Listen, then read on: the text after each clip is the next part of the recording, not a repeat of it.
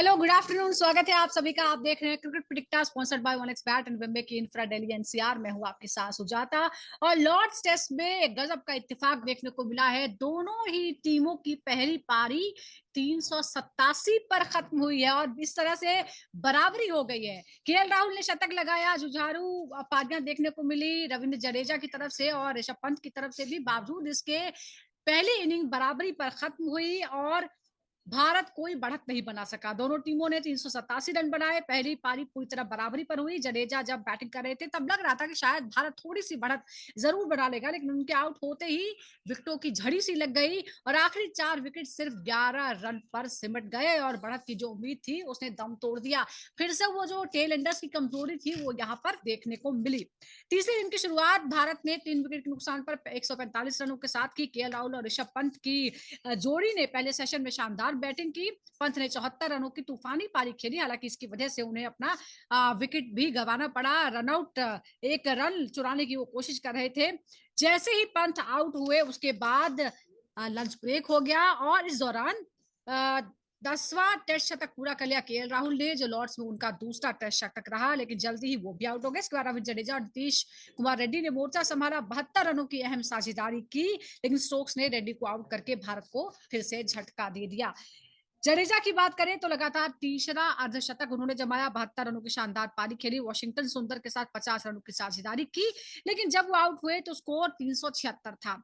लग रहा था कि थोड़ी सी बढ़त जरूर टीम इंडिया हासिल कर लेगी। सिर्फ 11-12 रन जो दूर थी वो इंग्लैंड की पहली पारी के मुकाबले, लेकिन 4 विकेट गिर गए और स्कोर 387 पर ही अटक गया। अब हम इंग्लैंड की बात करते हैं। स्टंप तक इंग्लैंड ने 2 रन बना लिए थे और क्राउली और डगेट फिलहाल क्रीज पर डटे हुए हैं, लेकिन आखिरी ओवर के दौरान एक अलग ही नजारा देखने को मिला। किस तरह से थोड़ी सी झड़प हुई, थोड़ी सी कहासुनी और थोड़ी सी नोकझोंक देखने को मिली भारतीय टीम और इंग्लिश बैटर्स के बीच में। लेकिन आज चौथा अहम दिन है और हम लगातार चर्चा कर रहे हैं कि लॉर्ड्स में चौथा दिन बड़ा ही मुश्किल है बैटिंग करना। लेकिन अब फिलहाल जो दोनों टीमें हैं वो एकदम बराबरी पर खड़ी है, यानी एक तरह से अंडू हो गई है जो पहली पारी थी और अब नई पारी की शुरुआत कर दी है इंग्लैंड ने। चौथे दिन और 5वें दिन का खेल किस तरफ जाएगा, बात करते हैं। हमारे साथ 2 खास मेहमान जुड़ गए हैं। इस वक्त जुड़े हुए हैं farmer cricketer and selector Sarandeep Singh और सीनियर स्पोर्ट्स जर्नलिस्ट ताउजिस भी। सरनदीप जी, हम पूरे मैच की डिटेल में बात करेंगे, लेकिन अगर 387 तक भी भारत का स्कोर पहुंचा है और इस दौरान एक अहम रिकॉर्ड केएल राहुल की तरफ से देखने को मिला। केएल राहुल ने दूसरी सेंचुरी लॉर्ड्स पर लगाई है। जहां बड़े बड़े दिग्गज सचिन तेंदुलकर और विराट कोहली कभी एक सेंचुरी नहीं मार पाए, वहां केएल राहुल का दूसरा शतक आ गया। सेना देशों में कुल मिलाकर 6 शतक उनके हो गए हैं। जो हाल का प्रदर्शन रहा है केएल राहुल का, आपको लगता है कि जिस तरह से उनको क्रिटिसिज्म झेलना पड़ा या उनकी जगह भी पक्की है नहीं है, बड़े तरह के कई बार सवाल उठते हैं, क्या आपको लगता है कि वो सारे सवाल जो हैं उनका जवाब देने के लिए ये पारी कितनी अहम है? हाँ जी, बिल्कुल। देखिए, बहुत ही अहम पारी थी यहाँ पे केएल राहुल का वो शतक जो उन्होंने बनाया वहाँ पे, क्योंकि वो शतक ही जो था वो कहीं न कहीं भारत को 387 के पास ले गया। क्योंकि उनको बड़ी खूबसूरती से कंट्रीब्यूट किया उनके साथ आके ऋषभ पंत ने, जो ओवरनाइट उनके साथ बैटर से वेरी फर्स्ट बॉल से उन्होंने चार्ज करना शुरू कर दिया। इंग्लैंड गेंदबाजों को सेटल नहीं होने दिया उन्होंने। तो वो एक अच्छी चीज़ हुई है। रविंद्र जडेजा, एक ये जैसे ये खिलाड़ी आके साझेदारी करता है, ये बड़ी-बड़ी पारियाँ खेलता है। ये जो हम 387 के पास पहुंचे, ये रविंद्र जडेजा की मदद की वजह से ही पहुंचे। कौन पिछले टेस्ट मैच में रन बनाए तो हम टेस्ट मैच जीते। इस टेस्ट मैच में देखिए, अगर वो रन नहीं बनाते तो शायद कहीं ना कहीं जो बढ़त थी वो इंग्लैंड के पास ज्यादा हो जाती। हम्म। अभी वो ऐसी चीजें नहीं हुई। अभी दोनों टीमें बराबरी पे हैं। और जो सवाल आपने उसकी सिलेक्शन का किया था केएल राहुल का, कि बड़े समय से हो रहा था, वो कहीं ना कहीं टीम मैनेजमेंट की गलतियां होती हैं। भी हम्म। आपको, अगर आपके ओपनर से नहीं पता, अगर कंसिस्टेंटली ओपन कर रहा है ऑस्ट्रेलिया में, तो उसके बाद भी इंग्लैंड टूर आने से पहले इतनी सारी बातें कि कौन ओपन कर सकता राइट। है, कहाँ पे केएल राहुल बल्लेबाजी करेंगे, तो ये कहाँ, ये केएल राहुल को आप मुश्किल में डाल रहे हैं। जो शुरू से टेस्ट मैच डेब्यू में ओपन की, वनडे ओपनर की, और वो है ही ओपनर, तो ओपनर ओपनर की जगह ही खेलेगा आके। आप उनको ज्यादा कंफ्यूज करते हैं बैटिंग ऑर्डर को ऊपर नीचे लेके, अदरवाइज वो उनका नंबर है। उसी में बल्लेबाजी करके आपको देखिए आज कंसिस्टेंटली ओपनर्स में से जैसवाल नहीं तो केएल राहुल 100 बनाते हैं और भारत एक मजबूत स्थिति में आज भी खड़ी है। बिल्कुल, एब्सोल्युटली। और उनका साथ जो दिया ऋषभ पंत कितने जुझारू हैं, ये पता चलता है कि एक तो हम उनका रिकॉर्ड जानते हैं, उनका बैकग्राउंड जानते हैं, कितने स्ट्रगल उन्होंने किए पर्सनल लेवल पर, किस तरह से उन्होंने बाउंस बैक किया है।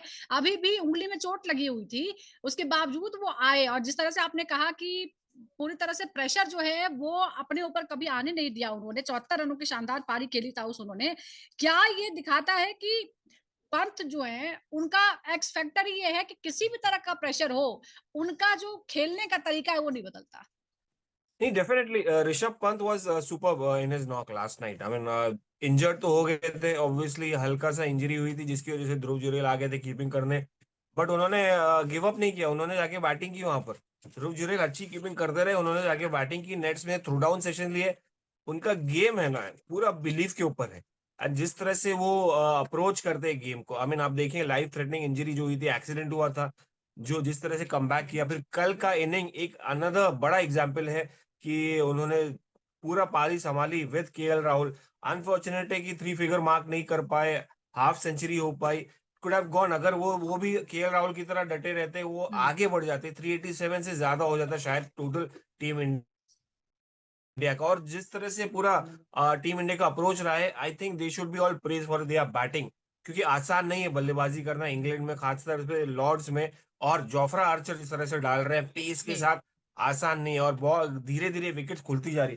तो ओवरऑल मैं कहूंगा कि पाजी ने कहा था एक चीज, एक पॉइंट की, भाई केएल राहुल को ऊपर नीचे उनको अपना पता नहीं था कि एग्जैक्टली गोल्स कहाँ बल्लेबाजी करनी है। अब यहाँ पर रोहित और विराट जाने के बाद ये टीम को क्लैरिटी मिल गई है क्या किस तरह से खेलना है, किसकी क्या पोजीशन है। जी obviously on a positive side, क्योंकि बिल्कुल, एक जब एक करके विराट हम रहते हैं सभी तो के चार बारे में नंबर बात बैटिंग करेंगे। करेंगे ही, जो अहम रोहित रहते हैं पारियां हैं तो उनमें। रोहित ओपन करेंगे ही। जी यहाँ पर क्लैरिटी ज्यादा मिल रही है। बिल्कुल, हम सबके बारे में एक-एक करके बात करें। रवींद्र जडेजा के बारे में बात करना ज़रूरी है, क्योंकि जब पहले मैच में उन्होंने नहीं सँभाला था, इसकी वजह से भारत की हार में एक एक बड़ा रीज़न ये भी था कि रवींद्र जडेजा जो थे, वो वहाँ पे डटे नहीं होते। लेकिन अब हम देख रहे हैं कि अब वो आ गए हैं फ़ॉर्म में। बहुत ही शांत अंदाज में 72 रन बनाए, रेड्डी के साथ अहम साझेदारी की। आप संदीप जी, आप क्या मानते हैं, ये जो 72 रनों की जडेजा की पारी थी और जिस तरह से पारी को उन्होंने सँभाला, आपको लगता है कि इसने एक तरह से भारत को मुश्किल में पड़ने से बचा लिया है, वरना हम शायद ट्रेल कर रहे होते? जी बिल्कुल, डेफिनेटली रविंद्र जडेजा, और पहली बार नहीं है, बहुत सालों से, अगर लगातार 3-4 हम्म, साल पुराने रिकॉर्ड्स आप देखें, तो जब जब भारत को जरूरत पड़ी है, रविंद्र जडेजा ने ही निकाला। खाली टेस्ट मैचेस नहीं, ओडीआईज में भी ये नंबर 4 पे बल्लेबाजी करने आए हैं बहुत जगह जाके।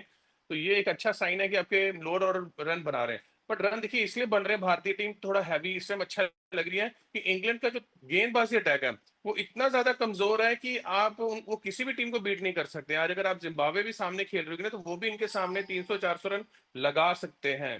क्योंकि अगर आप देखें, दो जेन्युइन फास्ट बॉलर के साथ ही खेल रहे हैं, ब्रेंडन कर्स और उसके बाद जोफ्रा आर्चर। क्रिस वोक्स उनका पूरा करियर उठाएंगे तो वो एक ऐसे ऑलराउंडर की तरह आए हैं। हम्म। Ben Stokes as a allrounder. Shoaib Bashir अब वो है कि नहीं है, वो उतना उनको फर्क नहीं पड़ रहा कि उतनी गेंदबाजी में वो बाइट नहीं है, वो टर्न नहीं हो रहा, वो मुश्किल नहीं कर रहे, वो कंसिस्टेंसी नहीं उनके पास कि वो भारतीय बल्लेबाजों को तंग कर सके। इसलिए जो है कि मैंने कल भी कहा था कि 387 बनाए जरूर, भारतीय बल्लेबाज इजीली इसको चेस करेंगे। इंग्लैंड के पास वो गेंदबाजी नहीं है, वो बिग टाइम स्ट्रगल कर रही है। यहाँ भी जब जो सेकंड इनिंग्स का गेम आएगा, सिर्फ और सिर्फ उनकी बल्लेबाजी पे ये गेम बचेगा, अगर इंग्लैंड बचा पाई तो। लेकिन ये जो इत्तेफाक हुआ है था उस क्या आपने कभी, आपको याद है कि इस तरह से एक ही स्कोर पर जो है एक पारी खत्म हो गई 387 का?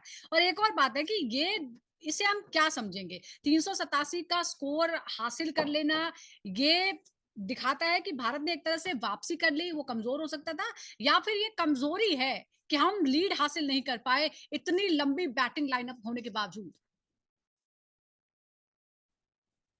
नहीं नहीं नहीं नहीं, मैं बिल्कुल सी लीड तो हासिल कर सकते थे अगर पंत होते, but again I think it's still a victory. ये जीत है हम्म, टीम इंडिया की बल्लेबाजी की, जिस तरह से उन्होंने गेम किया है, ग्राइंड किया है रविंद्र जडेजा ने, या ऋषभ पंत ने अपना बिलीव दिखाया, या केएल राहुल ने अपना क्लास दिखाया।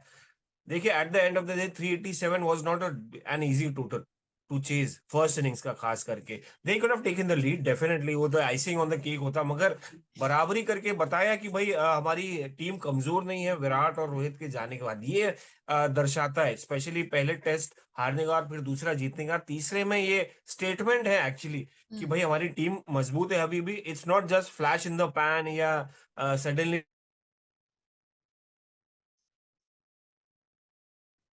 कंसिस्टेंट, और ये स्टेटमेंट है चाहे रिजल्ट आए या नहीं आए, क्योंकि देखिए आज चौथा दिन है, आज हम्म, चौथा दिन ये बैस बॉल क्रिकेट देख खेलना चाहेंगे इंग्लैंड।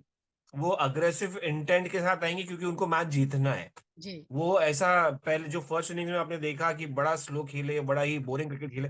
सेकेंड इनिंग्स क्योंकि आपका समय कम हो गया है, हम्म। चौथा और पांचवा दिन है, आपको पांचवें दिन में इंडिया को बल्लेबाजी करानी है। अब ओनस प्रेशर है टीम इंग्लैंड पे इस वक्त। सही। 387 किया मतलब वो एक कितने रन बड़ी स्कोर बात है। करती है, और मैं कब इसको डिक्लेयर जीत करती मानना है, या चाहूंगा, फिर साइकोलॉजिकल हमारे विन जो बात, क्योंकि बॉलर्स हैं बहुत उन्हें सारे लोग पहले एक्सपेक्ट ही कर रहे थे कि नहीं कर पाएंगे, जी इंक्लूडिंग मी। आउट कर देते हैं।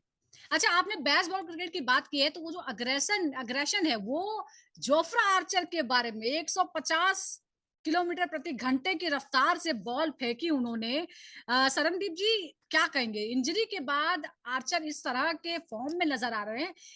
क्या है ये, मतलब ये आपको बताता है कि ये एक डिसाइडिंग फैक्टर है कि वो वापस आए हैं और बहुत ज्यादा मजबूती के साथ वापस आए हैं? देखिए, जब भी एक तेज गेंदबाज टेस्ट क्रिकेट में वापसी करता है तो जो उसका जो ट्रेनिंग प्रोग्राम्स होते हैं, जो उनके जो एकेडमीज में जाके जो उनको फिजियोथेरेपिस्ट सब उनको मॉनिटर कर रहे हैं, वो एकदम परफेक्टली मॉनिटर करते हैं कि व्हेन ही कम बैक, जब वो वापस कर आए टेस्ट मैच क्रिकेट में, वो उतनी ही तेजी से गेंदबाजी करता हो। ऐसा नहीं लगना चाहिए कि वो बहुत जल्दी उनको आधे फिट थे और भेज दिया कि टेस्ट क्रिकेट में जरूरत है, तेज गेंदबाज नहीं है तो जाके गेंदबाजी करिए। हम्म। नहीं, वो रन अप इतना स्मूथली भाग रहे हैं, एक्शन बेटर हो चुका है उनका, आगे से क्लोज टू द स्टंप्स डाल रहे हैं, विकेट टू विकेट गेंदबाजी ज्यादा करनी शुरू की। जहां पे उन्होंने देखा, हमने पहली इनिंग में यशस्वी जायसवाल को आउट किया, फिर करुणार को ट्रैप कर रहे थे, उसके बाद भी विकेट टेकिंग डिलीवरीज वो डालते जा रहे थे। और भारतीय बल्लेबाजों की किस्मत हम कह सकते हैं यहाँ पे अच्छी थी कि वो एज जो निक्स लगते थे वो नहीं लग रहे थे वहां पे। तो जोफ्रा आर्चर एक एज तो उनको जरूर मिला है, और हम्म। होपफुली सेकेंड इनिंग में भी हम देख सकते हैं कि अगर इंग्लैंड ने एक बड़ा टोटल खड़ा किया, अगर भारत को 200 250 रन 500 रन चेस करने को दिए, तो फिर कहीं ना कहीं पांचवें दिन पे जोफ्रा आर्चर और मुश्किलें खड़ी कर सकते हैं। बिल्कुल, जोफ्रा से मुश्किलें खड़ी कर सकते हैं, लेकिन हम अगर देखें लॉर्ड्स में पिछले 3 दिनों में पेसर्स ने 113 ओवर डाले हैं, 632 रन दिए और 20 में से 17 विकेट चटकाए, जबकि स्पिनर्स ने 41 ओवर में सिर्फ 3 विकेट लिए हैं। तो सब ये क्या है, क्या ये यही दिखाता है कि ये जो विदेशों में जो हम टेस्ट खेल रहे हैं उसमें तेज गेंदबाजी का जो दबदबा है वो लगातार बढ़ता जा रहा है? नहीं एग्जैक्टली देखिए, इंग्लैंड है अगेन, आई मीन बार बार मैं दोहरा रहा हूँ, ये इंग्लैंड है eight the end of the day. यहाँ पर आपको स्पिनर्स का रोल बहुत कम रहेगा। जडेजा और वॉशिंगटन सुंदर भी इसलिए खेल रहे हैं क्योंकि वो बल्लेबाजी कर लेते हैं, और ऑफ कोर्स जडेजा डिजर्व करते खेलना। और उसके अलावा शोएब बशीर का भी इतना कुछ खास इम्पैक्ट नहीं रहा है। आपको फास्ट दिखेंगे इम्पैक्ट क्रिएट करने के लिए, विकेट्स निकालने के लिए, क्योंकि एक तो विंडी कंडीशंस है, अगर आपको ग्रास नहीं मिली, क्योंकि ग्रास तो शेव ऑफ कर लिया उन्होंने, मगर विंडी कंडीशन से फर्क पड़ जाता है, बॉल ज्यादा मूव होने लगती है, ज्यादा तेज निकलती है, और साथ साथ कैरी भी होती है स्लिप कॉर्डन में। तो कहीं ना कहीं फास्ट बॉलर्स का एक बड़ा रोल है, और खास करके अगर आप 140 डाल रहे हैं जोफ्रा आर्चर जैसे या जसप्रीत बुमराह जैसे लगातार, हमारे पास बेस्ट पार्टी है कि हमारे पास जो 135 के ऊपर डाल सकते हैं, और हम्म। जिनके लिए विकेट कीपर पीछे रहता है, एक तो वर्क हॉर्स मोहम्मद सिराज जैसे वो, और आकाशदीप। कहीं ना कहीं नीतीश रेड्डी ने शुरुआत में अपना काम कर लिया, विकेट निकाली, उसके बाद आप देखिए रोल भी उनका खत्म हो गया, इतना कुछ खास डिपेंडेंट नहीं रहेंगे। हाँ शायद नया बॉल है तो आज शुरुआत करेंगे उनके साथ। लॉर्ड्स में विंडी कंडीशन रहेगी, सुबह में खासकर इम्पैक्ट होता है, मॉइस्चर होता है विकेट के ऊपर। हम्म। मगर आपने क्रिस वोक्स को देखा है तो विकेट कीपर जो है वो आगे खड़ा रह रहा है, मतलब उनके पास स्पेस नहीं है इतना आसानी से विकेट कीपर। तो एक जोफ्रा आर्चर है जो इम्पैक्ट ज्यादा क्रिएट करते हैं, 140 कैरी करते हैं। मगर अगेन फास्ट बॉलर्स की बात करें तो definitely it's England through out. Fast bowlers के लिए विकेट रहेगी, और वहां पर आपको स्पिनर्स कम देखने मिलेंगे। बिल्कुल, वो हाँ हम कहीं देख ना रहे कहीं हैं, अभी इम्पैक्ट तीसरा करने मैच वाले जो है उसकी भी एक रोल पारी प्ले खत्म हो करेंगे। चुकी है और हम वो जो है वो क्लियरली नजर आ रहा है। लेकिन सरनदीप जी, 376 से 387 के बीच 11 रन में 4 विकेट जिस तरह से भारत ने गंवाए हैं, क्या आपको लगता है कि यही टर्निंग पॉइंट साबित हो सकता है अगर इस मैच का नतीजा आता है तो? देखिए, नतीजा तो एनीहाउ आना ही आना है इस गेम के। अब तो गेम ऑन हो चुका है, ये जो इंग्लैंड इसे ड्रॉ करने के लिए खेल ही नहीं सकती। दो हम्म। दिन बल्लेबाजी आपको जसप्रीत बुमराह, मोहम्मद सिराज, आकाश जी के सामने आप कर ही नहीं पाएंगे बल्लेबाजी। आप तो जो पॉजिटिव इंटेंट है, जो क्रिकेट खेल सकते हैं, आप उसे खेलिए, और एक टारगेट सेट कर सकते हैं 250 300 का भारत के सामने, कि ऐसा टारगेट कि भारत उसे चेस करने के लिए जाए। और हम्म। जहां पे बीच में जल्दी आउट है, कोलैप्स हुआ, वो होना ही था। रविंद्र जडेजा अगर जल्दी आउट होते हैं तो पीछे तो सारे, फिर देखिए तीन गेंदबाज जो है, वो कितनी बल्लेबाजी कर सकते हो हमें भी पता है, वो उतना फर्क नहीं पड़ता। वॉशिंगटन सुंदर अच्छे बल्लेबाज है, नंबर 8 पे हैं, नीतीश रेड्डी उतने रन नहीं बना रहे थे, बट इस मैच में 30 बनाए, उन्होंने 24 बनाए। तो ये जो 50-60 रन इन्होंने जोड़े हैं वो कहीं ना कहीं आपको फायदा जरूर दे गए हैं। लेकिन लास्ट के 4 तो आप वैसे भी छोड़ दीजिए, उतना कुछ फर्क इंग्लैंड कंडीशन में उनको फर्क नहीं पड़ने वाला।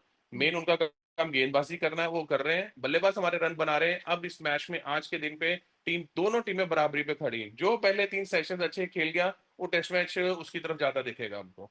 बिल्कुल ये इंपॉर्टेंट है, लेकिन एक इस बीच जो बॉडी लैंग्वेज है, सेलिब्रेशन है, उसका भी जिक्र करना बहुत जरूरी है। और जो ध्यान खींचा गया, बेन स्टोक जिस तरह से सेलिब्रेट करते नजर आए, जिस तरह का अग्रेशन उन्होंने दिखाया जब पंत रन आउट हुए, ये क्या दिखाता है ताउस? क्या ये एक साइकोलॉजिकल बैटल की तरह था, जो वहां पर उनको लगता था कि ये जो एक दीवार है वो ढही है तो ये बहुत बड़ी राहत है? देखिए ये टीम ये सीरीज है ना अभी धीरे धीरे एकदम गर्म होती जा रही है। तवे पे रख दिया ऐसा, क्योंकि आपने देखा है सिर्फ बेन स्टोक्स नहीं, बेन स्टोक्स तो obviously as a captain celebrate तो करेंगे ही। और वो आंखों में आंखें डाल के देखने वाली बात जो मैंने शुरुआत में की थी सीरीज के पहले, उसको डिनाई कर स्युभमन गिल जिस तरह से अप्रोच कर रहे हैं, आखिर आखिर तक आप देखेंगे जी। जैक क्रॉली के साथ उनका जो पंगा हुआ, जिस तरह से उन्होंने स्लेज किया, जिस तरह से उन्होंने कहा कि भाई गट्स दिखाई अपने, यस। ये सीरीज एकदम ही नेक्स्ट लेवल पे जा रही है। तो हमको जो मिस कर रहे थे हम विराट कोहली को टीम इंडिया के लिए या बेन स्टोक्स को, उनका नेचर ही है। Shubman Gill was completely a soft guy, somebody who was under study of Virat Kohli and Rohit Sharma. यहाँ पर मुझे वो ज्यादा सरप्राइजिंग लगा रादर देन बेन स्टोक, जो ऑब्वियसली है यार, इतने साल से जी। खेले एक बड़े खिलाड़ी, उनको पता है how to go under the skin of cricket bowler batters. और बहुत ज्यादा इंपॉर्टेंट रहता है जब आप बड़ा लेवल खेले, अंडर द स्किन जाना, हम्म। लो स्लेज करना एक तरीके से दिमाग बैट्समैन का डिस्ट्रैक्ट करने का एक तरीका होता है, और टीम को बॉक डाउन करने का, सामने वाली टीम का मोराल डाउन करने का वो एक तरीका होता है। जी। और जो शुभमन गिल का वो मुझे ज्यादा प्रभावित लगा। आई am very impress by that, क्योंकि आज के दौर में देखिए जहां पर कॉन्फिडेंस लेके आते हैं बैट्समैन, जहां पर बिलीफ लेके आते हैं, आपको कहीं ना कहीं फाइन तो कटवानी पड़ेगी, आईसीसी के रूल के बाहर जाना पड़ेगा, और एंटरटेनिंग एक सिनेमा हो जाता है cricket at the end of the day. तो I am very impress with Shubman, although वो ज्यादा ओवर लाइन क्रॉस नहीं होनी चाहिए, नहीं तो कहीं ना कहीं डिस्ट्रैक्शन हो जाएगा, उनकी बैटिंग पे इम्पैक्ट हो जाएगा, मतलब लोग ज्यादा सवाल करेंगे उस पे, बिल्कुल। ना कि उनकी बैटिंग देखेंगे। तो कहीं ना कहीं I think it's a fun series. और हाँ, ये हीटेड मोमेंट्स आएंगे, और बहुत सारे आएंगे अभी अगले कुछ दिनों टेस्ट मैचेस में। अच्छा, और एक और बात है संदीप जी, क्या आपको लगता है कि अब हम एक तरह से मान लें कि पहली पारी का तो कोई कोई वैल्यू रही नहीं है, तो अब जो गेम है वो चौथे दिन जो है वो पूरा दबाव जो होगा, दोनों ही टीमों पर सारा प्रेशर चौथे दिन ही होगा? जी बिल्कुल। देखिए अब ये जो गेम है ना ये ज्यादा साइकोलॉजिकल खेली जाएगी, क्योंकि अब ये कौन कितना मेंटली स्ट्रांग है और किस अप्रोच के साथ आज इंग्लैंड बल्लेबाज बल्लेबाजी करने आते हैं। जैक क्रॉली जिनका फॉर्म नहीं है, क्या वो अपना फॉर्म वापस ला सकते हैं? एक ऐसी इनिंग जरूर खेलना चाहेंगे, क्योंकि अगर वो रन बनाते हैं, वो बहुत तेजी से रन बनाते हैं ऊपर से, तो फिर क्या होता है, एक मोमेंटम सा सेट हो जाता है। जो हमने पहले टेस्ट में देखा 370 चेस कर दो इनको, कि ऊपर से रन बने, एक साझेदारी हुई, तो नीचे वालों के लिए चीजें आसान होती हैं। अगर ऊपर से जल्दी 2 विकेट गिरे तो कहीं ना कहीं इंग्लैंड टीम आज ही मैं देख रहा हूँ बहुत बड़ी मुश्किल में आ जाएगी यहाँ पे। और जिस तरह से हमारा गेंदबाजी है, जसप्रीत बुमराह माहिर ऐसे इनिंग्स में गेंदबाजी करने के लिए, कहीं ना कहीं मोहम्मद सिराज और आकाशदीप को उनका साथ देना पड़ेगा। फिर ऐसा ना हो कि एक ही बॉलर विकेट ले रहा है और दूसरे उसके साथ विकेटलेस जा रहे हैं, वो चीजें नहीं होनी चाहिए। कंट्रीब्यूशन दोनों तरफ से होना चाहिए, प्रेशर दोनों तरफ से बनेगा, फिर जाके विकेटें गिरनी शुरू होती हैं। बिल्कुल। और आज क्या होगा यही बहुत इंपॉर्टेंट था उसे। एक आखिरी सवाल ये है कि आप जब सीरीज जो है एक एक की बराबरी पर, आपको लगता है कि चौथे दिन में ही दरअसल टेस्ट हो, ये तय हो जाएगा कि लॉर्ड्स टेस्ट जो है उसका नतीजा किसके पक्ष में जा रहा है? नहीं, चौथे दिन तो नहीं, अगर पूरे दिन इंग्लैंड बैटिंग कर दी तो पांचवें दिन में ही समझ में आ जाएगा कि भाई हम चेज कर पाएंगे कि नहीं। सी अगेन मुश्किल है, देखिए आसान नहीं रहेगा टीम इंडिया के लिए कि भाई हम 250 के ऊपर भी अगर उन्होंने दे दिया टारगेट तो हमारे लिए आसान नहीं रहेगा। मगर टीम इंडिया ने ऐसी जबरदस्त बैटिंग की है ना फर्स्ट इनिंग में, कि वो एक बिलीफ सिस्टम है, वो सिर्फ टीम में नहीं है, वो फैंस में भी आ गया कि 387 भी रखोगे तो हम वो चेज करेंगे, वो बराबर कर लेंगे। और ये टीम के साथ जो जिनके पास विराट और रोहित नहीं है, बट अगेन मैं कहूंगा कि यार एक पांचवें दिन तक टेस्ट जाएगा और हाँ। हमको आखिर तक पता नहीं चलेगा कि भाई कौन जीतने वाला है। That is the beauty, that will be the beauty of test cricket की 5 दिन बिल्कुल, तक और टेस्ट लगातार क्रिकेट आप में भी इस एक तरह अच्छी का मोमेंट के लिए और रोमांच हर और इस तरह मोमेंट का हर सेशन एक अच्छा मनोरंजन मोमेंट जो रहेगा, है वो देखने को एक्साइटिंग मिल रहा रहेगा। है, ये बहुत इंटरेस्टिंग है। ये बेसबॉल का भी असर है और इंडियन टीम जिस तरह से खेल रही है, उसका भी ज़ाहिर तौर पर असर है। बहुत-बहुत शुक्रिया आपका शरणदीप जी और ताऊस हमारे साथ जुड़ने के लिए। तो आज ये लॉर्ड्स टेस्ट का चौथा दिन और बहुत दिलचस्प हो गया है मुकाबला, क्योंकि पहली पारी में दोनों ही टीमों ने बराबरी पर खत्म किया। इंग्लैंड इस वक्त बैटिंग कर रही है, 2 रन उसने बना लिए हैं और आज बेहद निर्णायक दिन होने वाला है, क्योंकि आज ये टेस्ट क्रिकेट जो है वो वनडे की फॉर्मेट में खेला जा सकता है। दोनों टीमों की कोशिश होगी सबसे पहले दबाव बनाने की। बहुत बहुत शुक्रिया दर्शकों का हमारे साथ जुड़ने के लिए। इसी तरह जुड़े रहिए क्रिकेट प्रेडिक्टर के साथ। फिलहाल छोटे से ब्रेक के लिए।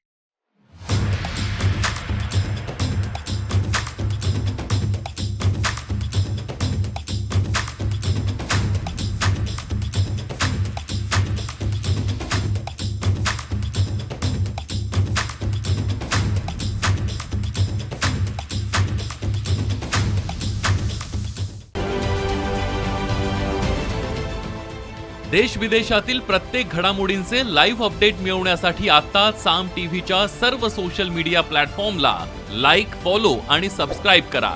तसंच सर्व नोटिफिकेशनसाठी बेल आयकॉन प्रेस करायला विसरू नका.